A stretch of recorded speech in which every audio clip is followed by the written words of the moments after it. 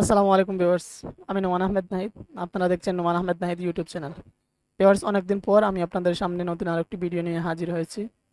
আজকের ভিডিওর টপিকটি হচ্ছে উইন্ডোজ 11 আইএসও ফাইলটি ডাউনলোড প্রসঙ্গে।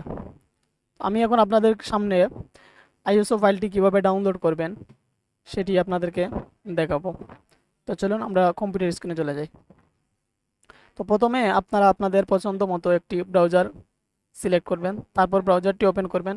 আমি এই ব্রাউজারটি ওপেন করছি। তারপর এখানে গুগলে অ্যাড্রেস বারে লিখবেন উইন্ডোজ 11 আইএসও ফাইল।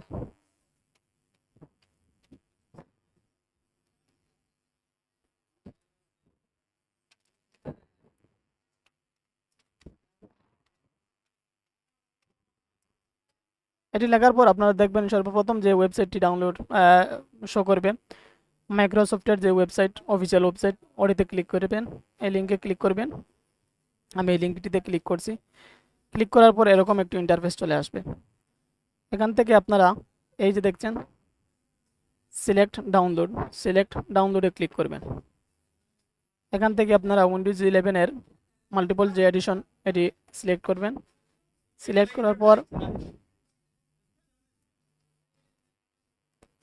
করার পর আপনারা কনফার্মে ক্লিক করবেন। একটু অপেক্ষা করবেন। এখান থেকে আপনাদেরকে একটি ল্যাঙ্গুয়েজ ভাষা সিলেক্ট করতে হবে। আমি এখান থেকে ইংলিশটি সিলেক্ট করে নিচ্ছি, ইংলিশ ইউনাইটেড স্টেট। এটি সিলেক্ট করার পর আপনারা কনফার্ম বাটনে ক্লিক করবেন। আর একটু অপেক্ষা করবেন। এবার আপনারা দেখতে পাচ্ছেন এখানে 64 বিট ডাউনলোড, উইন্ডোজ 11-এর যে 64 বিট সেটি ডাউনলোডের অপশন চলে আসছে। এখানে ডাউনলোডে ক্লিক করবেন। আমি ক্লিক করছি।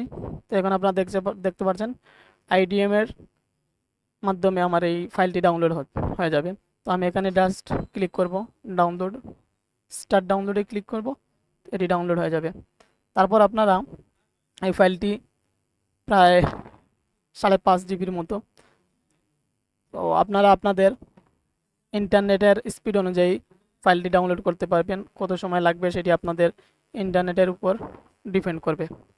তো ভিউয়ার্স, আপনারা দেখতে পাচ্ছেন এখানে এই ফাইলটি, উইন্ডোজের আইএসও ফাইলটি ডাউনলোড হয়ে গেছে। প্রায় আধা ঘন্টার মতো লেগেছে এটি ডাউনলোড হতে। আপনারা এখানে দেখতে পাচ্ছেন এর সাইজটি 5.41। এই সাইজটি আপনারাও দেখতে পাচ্ছেন। এই ফাইলটি একটি পেন ড্রাইভে বুটেবল করব। তো বুটেবল করার জন্য আমাকে একটি পেন ড্রাইভ লাগবে। তো সর্বনিম্ন উইন্ডোজ 11 বুটেবল করার জন্য 8 জিবি একটি পেন ড্রাইভ লাগবে। তো আমার হাতে 8 জিবি একটি পেন ড্রাইভ আছে। তো আমি এটি এখন কম্পিউটারে ইনসার্ট করে নিচ্ছি। আপনারা দেখতে পাচ্ছেন এটির ভিতরে আমার অলরেডি একটি Windows file, ISO file bootable করে রাখা আছে। তো আমি এটিকে ফরম্যাট করে নেব।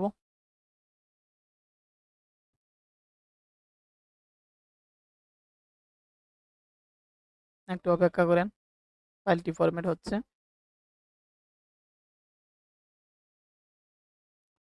তো এটি ফরম্যাট হওয়া শেষ। এবার আমি কম্পিউটারে রুফুজ ফাইলটি ওপেন করব। আপনারা এটি গুগলে সার্চ করলে পেয়ে যাবেন।